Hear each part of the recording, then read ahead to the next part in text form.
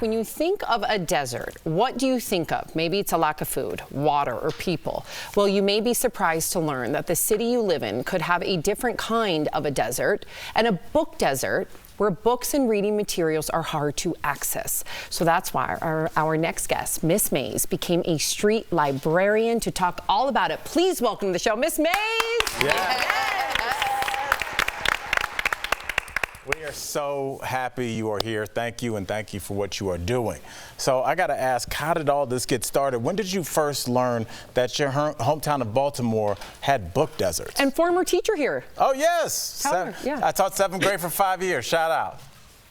Awesome. It's always nice to meet a fellow educator. That's right. For me, it all started when I was reading a book to my nieces on my front stoop. It was one of those hot summer days where the heat pushed everybody outside in the neighborhood. And other little kids just started gathering around. I saw other little heads pop up on the other side of the book. So, of course, I invited them to read with us that day. And they just did not want story time to stop.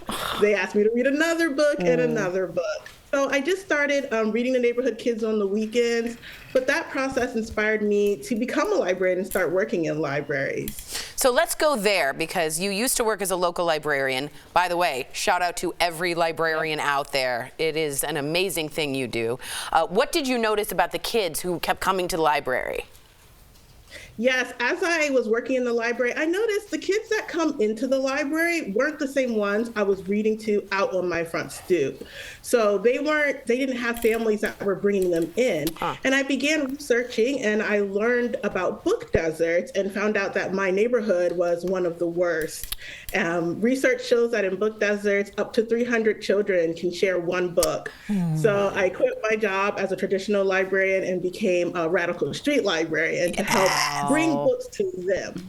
Unbelievable. Wow. So you started Storybook Maze to help kids who weren't coming into the library. How do you choose the areas for pop-up libraries? Yeah, so digging into more of that book desert research, there's an amazing map by Unite for Literacy, and you can look up your neighborhood too, and it shows what percentage of books kids have at home, and you can zoom in on your neighborhood. So we use that book desert map to determine where we're going to do our work. Wow. I love that name, Miss Mays. Me you know, too. like when you grow up and you're like, I have to borrow your friend, and you're like, life's tough, and you're like, man, I just want to go back to when Miss Mays was reading me books. You know, like, on the stoop. Just puts you in already just a happy place. So what type of books do you put in the pop-up libraries? Yeah, so we're really specific. I curate the collection to match each community. Oh, wow. So books that look like them, Spanish books if they speak that language, books that represent their interest and their likes. So we're all about creating books that reflect them, because they're so much more interested in reading when the book represents what they go through in their experiences. Wow, well said. How thoughtful you are. Okay, so you're currently fundraising for your next project with Storybook Maze, the book trolley. What will that bring to kids in book deserts? A trolley?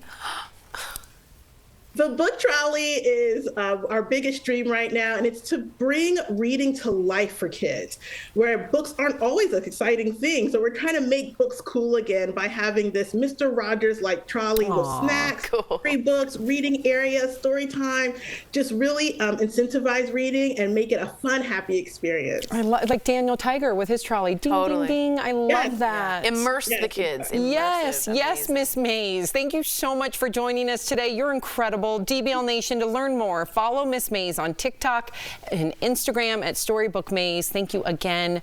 Congratulations.